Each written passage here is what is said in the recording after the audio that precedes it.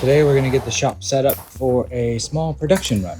I've got these little 2-ounce bottles of Maker's Magic, and I've got a bunch more left in that tank. So we're going to fill up a few hundred and give them to my friend Tanner over at Maker's Gonna Learn.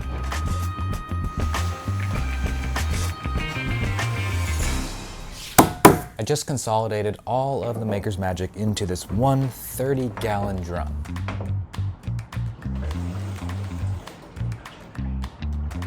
Manufacturing doesn't have to be complicated. It can fit your lifestyle business. You don't have to have a lot of money to make this happen. The only thing standing in the way of you creating your product is a little ingenuity. This thing doesn't weigh a ton. So we're gonna move it right here and strategically use this opening to get close to the end of the piston filler. We have an intake hose here that needs to feed directly into this barrel. Before I can get this intake hose in this barrel, I've got to mix this up and I've got to hook it up to air and power. This is a 1.6, 225 PSI, 15-gallon air compressor, and it is plenty to run my equipment.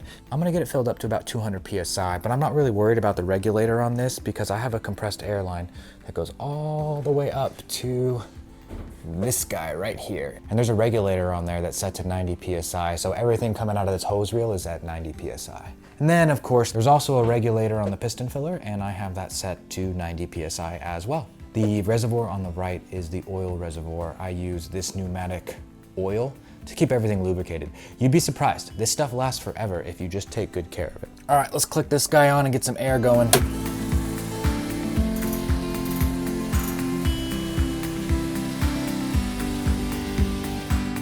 The compressor is charged. We have air. And I'm also gonna plug in the power while we're here. I'm just going to plug in the induction sealer as well as the piston filler. 60 PSI, not 90. The last thing that I set up is gonna be this. And the reason is because we're pumping glue. It's a glue, it's a project sealer, it's a finish. It expires and dries when it gets exposed to the air. So the fewest amount of time that I can spend with any of the product exposed to the elements, the better. Everything else is gonna be ready to go beforehand. That means the labeler is next. Let me bring you over there and show you how I set up our labeler. This guy is my trusty labeler. Just kidding, it's not trusty, it's brand new. That is my trusty labeler over there. This is a new electronic labeler that I've been wanting to get working, and instead of swapping the roll on this one, I thought I'd kill two birds with one stone and try something new and swap the labels on this one. I've got a lot to learn on this stuff. I don't know everything, but I do have some of the things that I need to get this working properly. We're gonna give it a shot. Let's go get a screwdriver. So this label machine is electronic and it should do it automatically. It's got a photo sensor. So whenever you hit that blank spot in between the labels, it just automatically stops. I haven't been able to get this thing working properly yet, and so I'm really looking forward to doing so. It's got this cool arm on it, and that is, in my opinion, really, really important. Let's go grab a couple of jars. We'll grab 3. These are my Maker's Magic labels for the 2-inch jars. They need to go onto this label roller, and I need to swap them out for these. This machine is not well made. I would not recommend this labeler. It's just not that great. Nothing is like perfectly lined up on this thing either, and to create tension, it's got this weird rubber band. I don't know, man. It could be better. That's our sensor. And we have to make sure the label goes through the sensor, so we can't slide the labels all the way over. Okay, let's pull the labels out. There we go. Labels are off. Notice how they are the same size. This is called a 3-inch core, and that is the traditional size of this cardboard tube that all the labels are printed on. Shout out to Stark for being a great company. This thing's set on here just like that. This little tension. Oh, and of course the roll is too big. All right, looks like we're going to the other label roller. This is not gonna happen today. Happy accidents. We will grab our test jars and let's come on over here. My Ride or Die MT30 with the extra handle. Anyways, we need to take this roll off the back and thread in a new roll and get it all set up. We need to get this old label roll off. So I just tear it right here and then back it out. The label roller's off. Look at that.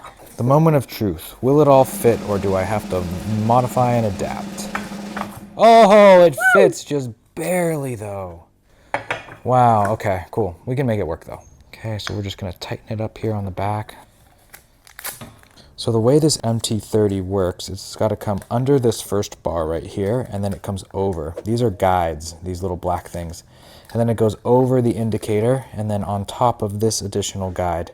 And it's easiest, I found, if you just reach in from the back, and then poke it right up, just like so. And when it comes up and over this blade, that's what causes it to peel. Okay, and then it comes underneath right here, and onto this roller where you can crank it. We're off to the races. Getting started is the hardest part. There we go. Ooh. So the way that it works is this screw keeps the distance of the jar in the right spot, and so we can check it by like lining it up here, and I can tell you that I need to bump it out just a little bit. Let's see.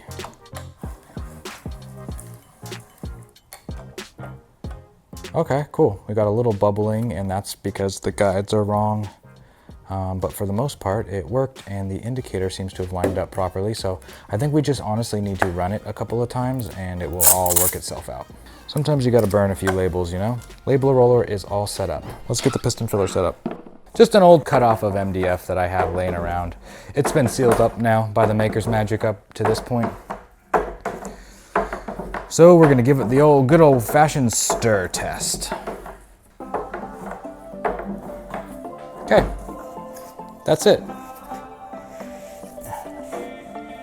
This is the intake hose, and it goes right in here. But before we do that, I like to take a damp towel and just wipe everything off so it's nice and clean. I put this back together clean after we dialed in the machine last time around, so I know it's all clean on the inside, but occasionally dust collects on the outside from static and just regular stickiness. So I'm gonna clean that off because I don't want it in the Maker's Magic. This product has to be nice and clean and pure for our customers to get a crystal clear finish. They can't have that if there's dust and debris in there. So I'm gonna go make sure it's wiped off now. I've taken the hose and I've put it all the way down the barrel, and you can see the shadow of it right here. It's curved in a way where it just meets perfectly right down here in the very bottom. And then I took that wet paper towel that I used to wipe the hose off, and I just shoved it right up in here to create an airtight seal and hold the hose in place. This awesome piece of equipment is called a piston filler. We have the emergency stop switch right here. We have the power button. And we have the head where all of the liquid is dispensed, and that comes all the way through into these check valves right here, where a piston actuates back and forth, pulling and pushing from this tube right here. The reason we're using a piston filler is because we're pumping thick, viscous liquids. We can't use things like a diaphragm pump or a vane pump or a centrifugal pump. It just doesn't work. So let's get this thing turned on and calibrated. We need to get it primed up. This thing has a switch right here. It broke. It should stick in right here. I haven't fixed it yet, but long story short, that changes it in between automatic and manual. In automatic mode, it just automatically psh, psh, psh, back and forth. In manual mode, you have to press the button. So this is our magnetic switch, and so the piston moves psh, psh, and it hits the switch right here. And whenever it hits the switch, it stops and reverses direction. So you can change the volume by moving the magnetic switch. I have my little indicator set here, so I know exactly how much we'll dispense into this 2-ounce jar. But we're gonna start it in this first setting where I'm moving a lot of fluid. That way we can get it primed quicker. Let me show you what I mean. I need to grab a few empty jars so we don't make a mess. So what we're gonna do is put one of these jars underneath the head of the piston filler, and we're gonna press this button and actuate it, and you're gonna see that tube here in the back fill up with Maker's Magic. See how it's going back and forth? Look right here. And then, whoop. I think we got at least one more before I adjust it. Okay, cool. I don't wanna risk another full one. So I'm gonna lower the volume down. Perfect, that's my little mark for this size jar. I like to prime it with the larger sizes first so that I can get all the air out. So I'm gonna take this little nozzle and screw it on. so that it will be a little bit closer to the jar itself.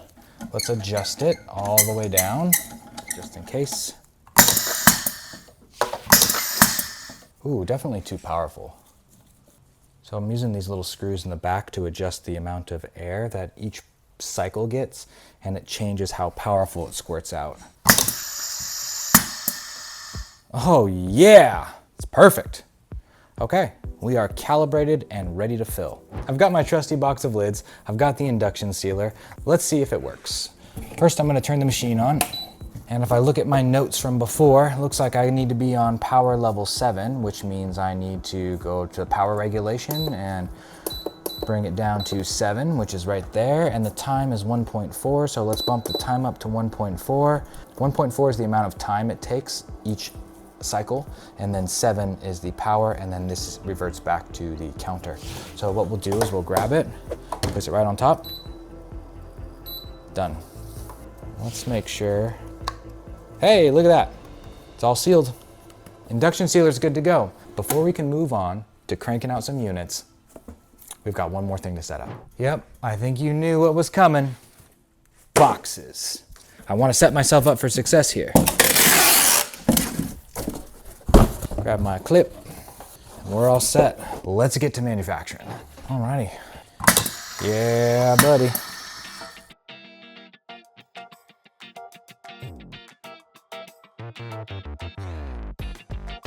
After a little while, you start to get used to it. You figure out your rhythm. You never want idle hands. You never want your hands to have downtime.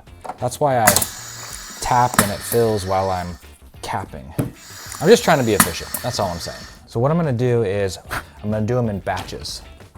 And then I'm gonna do all the induction seals, and then I'm gonna do all the labels. And you'll be able to see what it looks like to do a set of all of them.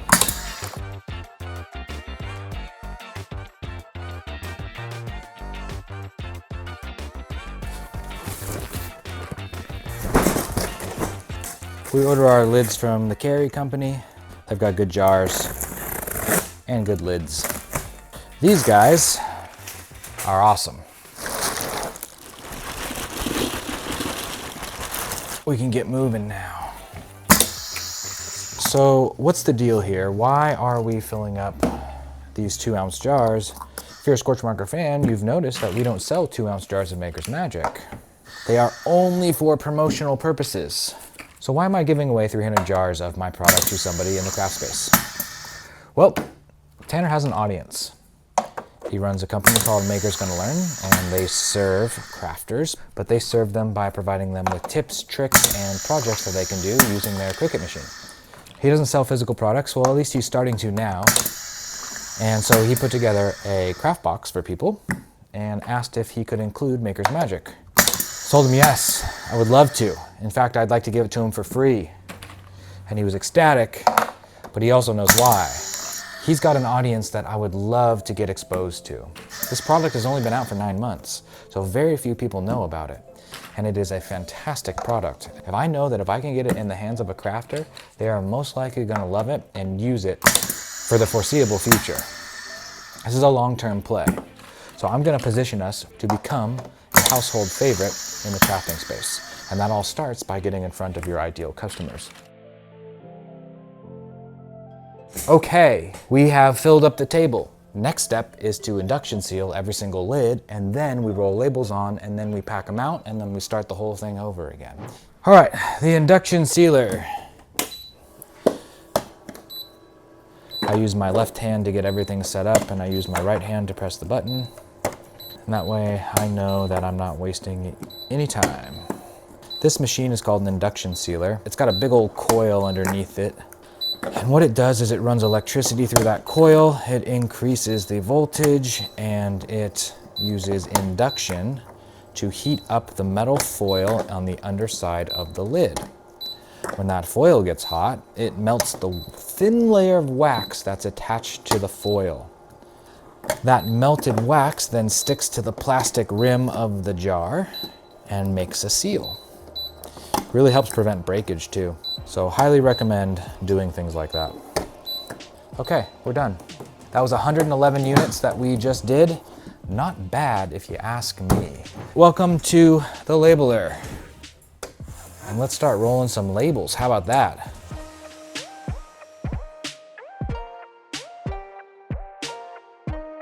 Obviously, this is a low value task. This is something that could be automated, that should be automated. And in fact, I don't even have to worry about automating it because we've hired a co-packer to fill these up for us. We send them the liquid, we send them the jars, we send them the labels, and we rent time on their filling line. And that allows us to focus on what we do best and allows them to focus on what they do best. And I don't have to worry about training staff or buying equipment or going through the pains of automation and building out a factory. I just don't need to. The overhead of having a manufacturing plant can sink your business because if it's not running 24/7, it's losing money. Think about that. So we set this up in a way where it doesn't have overhead. I unplug these machines, that's it. This whole setup cost us about $685 if you don't count the drill press that I use to mix stuff on because my dad gave that to me for free.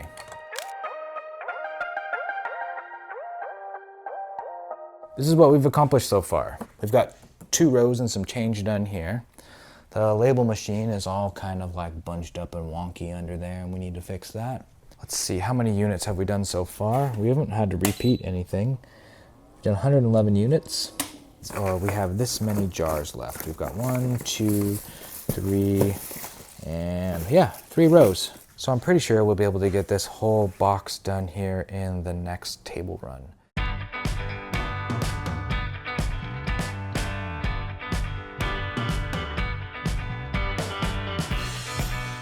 And there we have it, 278 jars completed. Now it's time to roll the final set of labels on.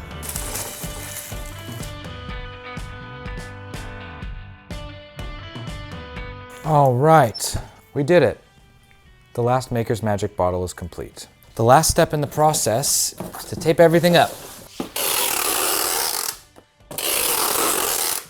The last thing that I like to do is take one of our labels and just put it across the edge. This case is what we're gonna ship to Tanner. So all that work, all that setup, and we were able to create 245 units. We've got a few extras on the table. I really think that having the ability to do this kind of stuff is so important. It's so important for businesses of our size to be nimble and quick and actually able to affect the product that we sell to our customers. If you've made it this far, thank you for watching. That means a lot to me. If you're a business owner like myself and you want to hang out with more people that are just like me, doing the same things, headed to the same place, then our membership might be a great fit for you. I am obsessed with business. It is by far my sport. I love it. Otherwise, there's more to come just like this. And as we keep growing, I'll keep showing you. Be good to future you.